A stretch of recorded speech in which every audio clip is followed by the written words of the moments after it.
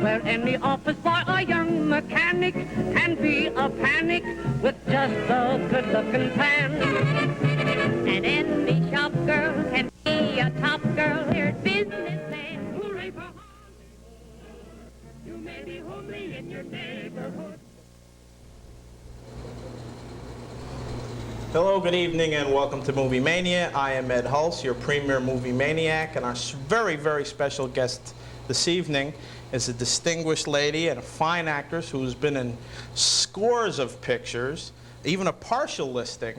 I'm going to give you a partial listing just to indicate some of the films, beginning with Another Language, MGM 1933, some big hits, Broadway Bill, Way Down East, Trail of the Lonesome Pine, You Only Live Once, Nothing Sacred, I'll Take Romance, Slight Case of Murder, The Adventures of Tom Sawyer, Four's a Crowd, Babes in Arms, Angels Wash Their Faces, The Invisible Woman, Babes on Broadway, The Oxbow Incident, Driftwood, Dishonored Lady, Mad Wednesday, State of the Union, The Red Pony, Beautiful Blonde from Bashful Ben, Riding High.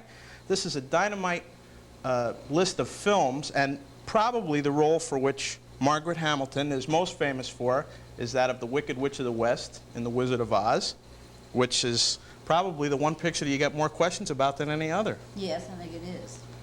Something happened to you on that film, which was, I would think, rather distressing. Well, it was, and it happened almost immediately.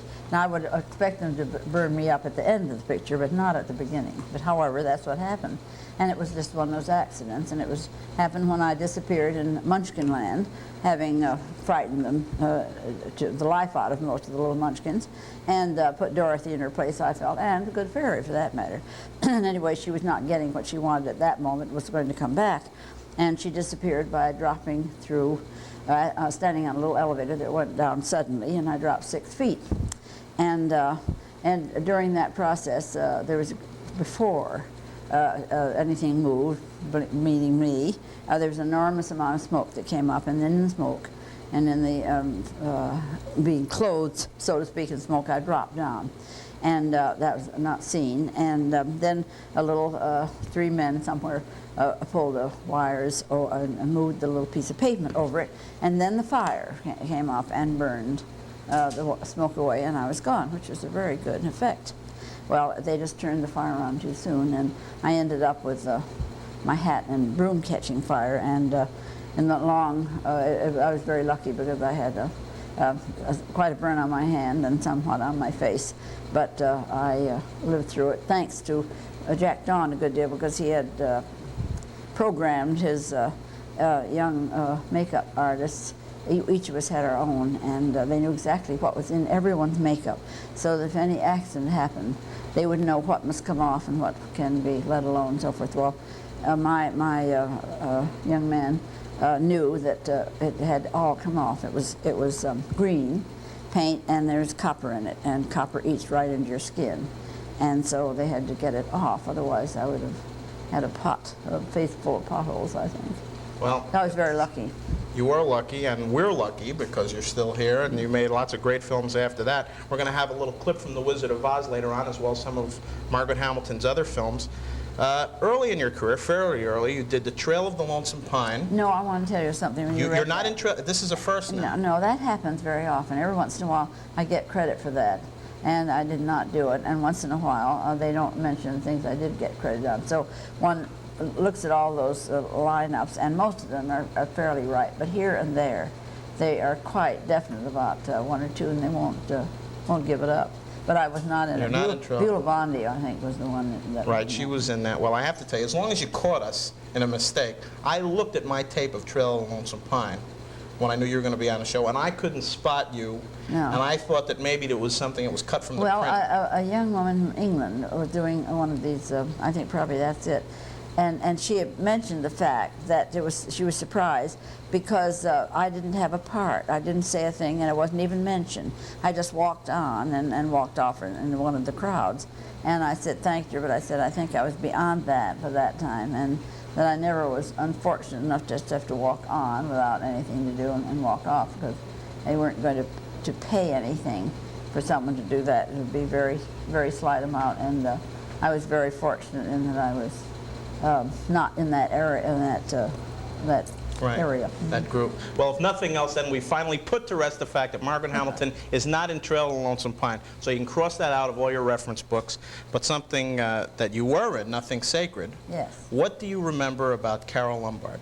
Well, I don't remember a thing about her, dear, because I didn't see her. I hate to tell you that, but the person I did see was Frederick March.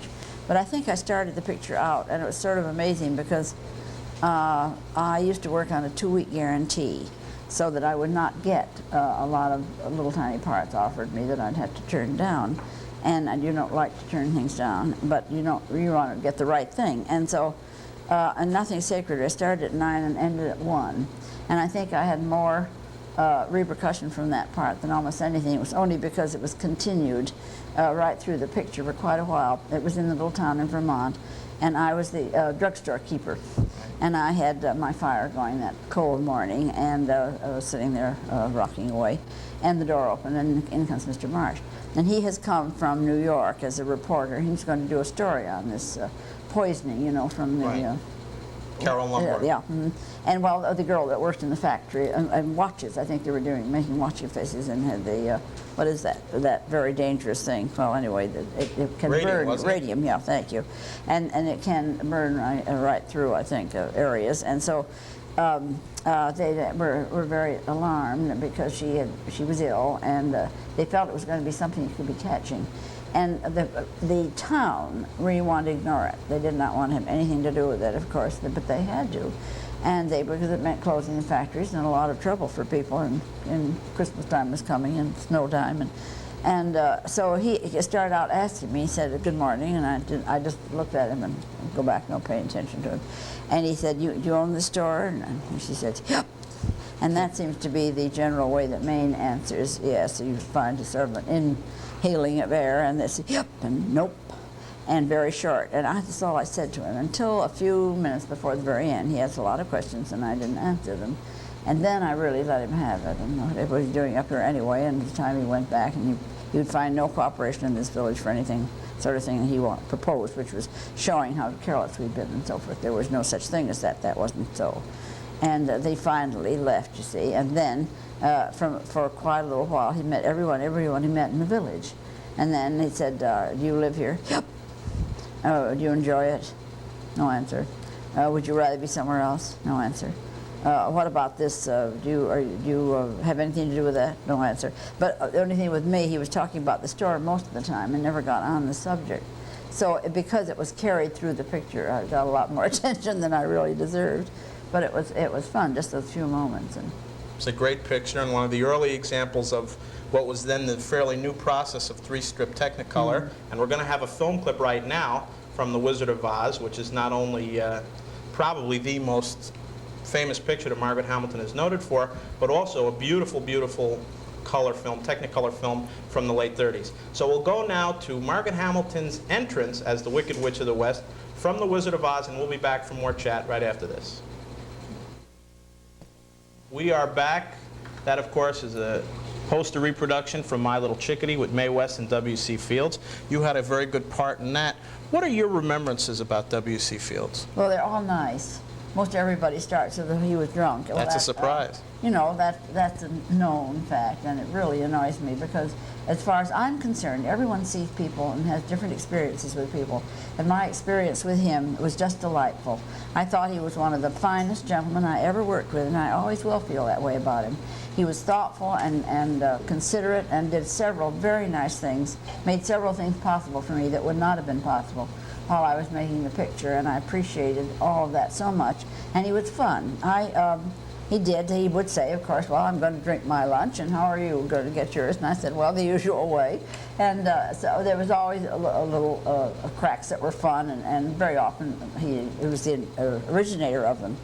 But he was considerate, and he was right on the ball. He knew exactly what he was doing. They were both, to me, fascinating because she was quite lovely looking and very, very aware of everything and in charge of everything. And one of the things that he used to do that all great comedians that I've had the pleasure of working with have done, and that is if they love a certain part, they do it over and over and over again. They don't want to stop.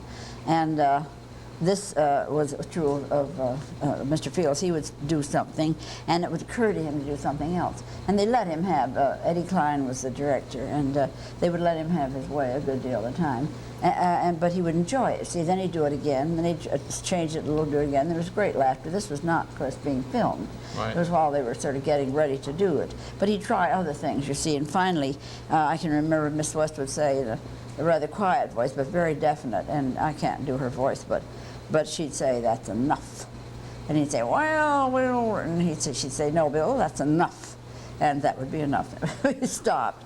But she seemed to sort of hold the reins of certain circumstances in the picture, whether they, I guess probably they had both money in it, and they wrote it together, as I understand, and didn't always agree. Oh. But as I did understand from a young man who worked with her a great deal as her secretary and so forth, that she really did not like that picture, and she didn't want any part of it and didn't want to see it or hear about it.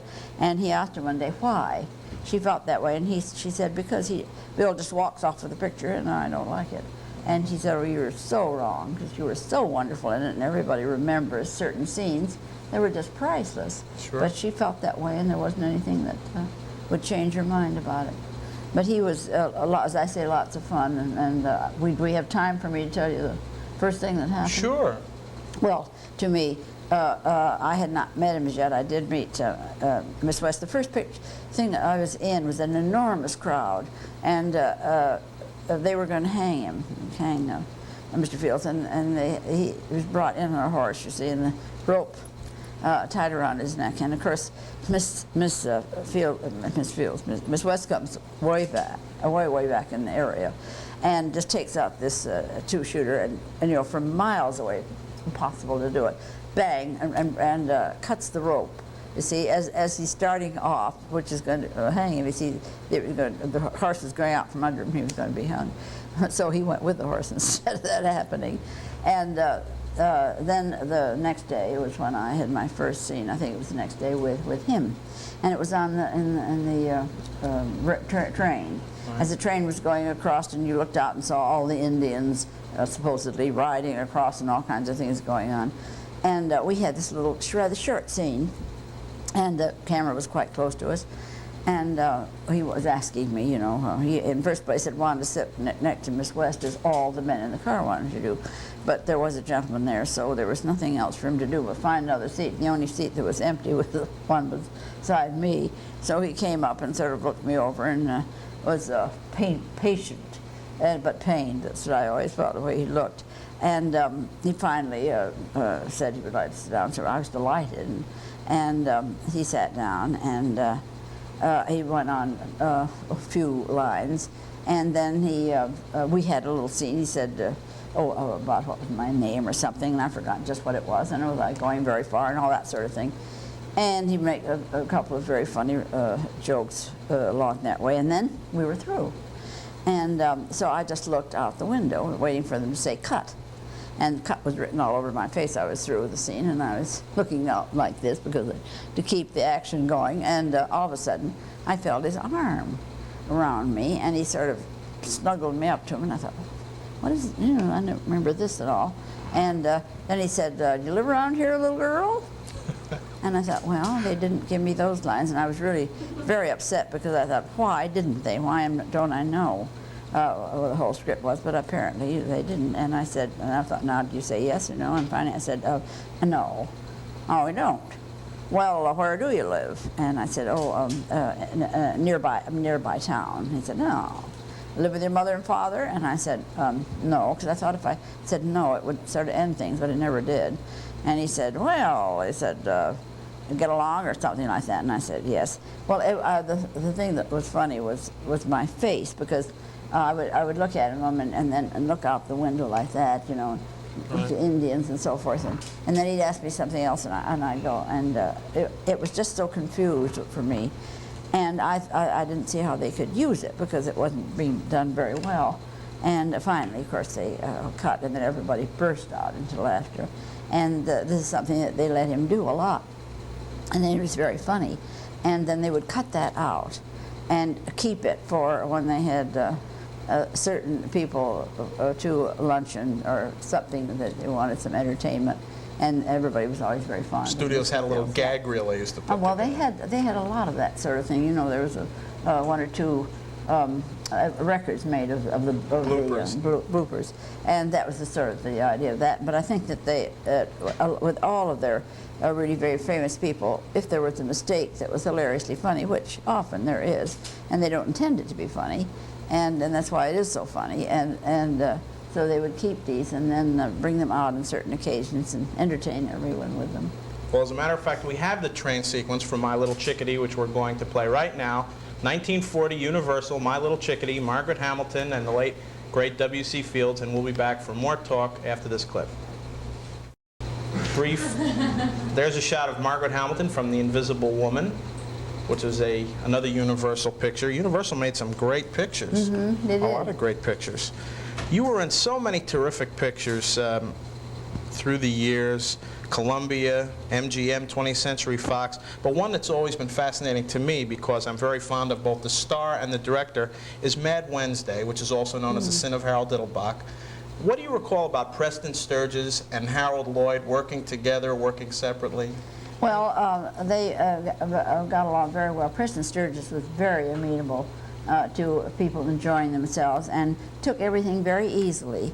And he, you know, was a partner of, at the time, oh dear. Howard Hughes? Yeah. They had formed this company. And as I understood, Mr. Hughes had 51 part of the shares, and Mr. Sturges had 49.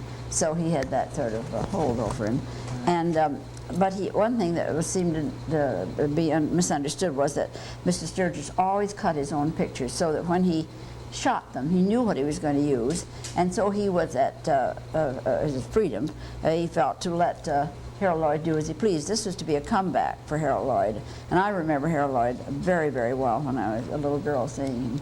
He was endlessly the floor walker who would be talking to a charming lady and then sort of be bowled over by and sort of back up and then suddenly touch somebody and glance and see it was a lady.